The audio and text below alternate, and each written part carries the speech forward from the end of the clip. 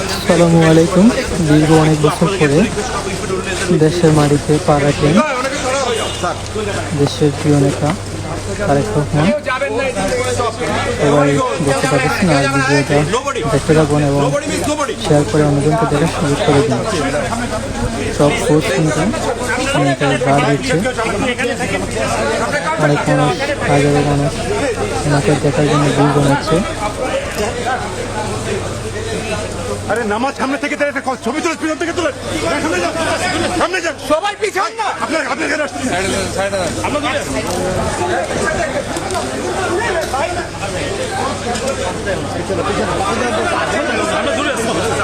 ভাই ওই লাইন সামনে আছে, আমরা দূরে আছি ভাই, আপনার সামনে যান না ভাই, পয়সা সামনে যান ভাই, তুমি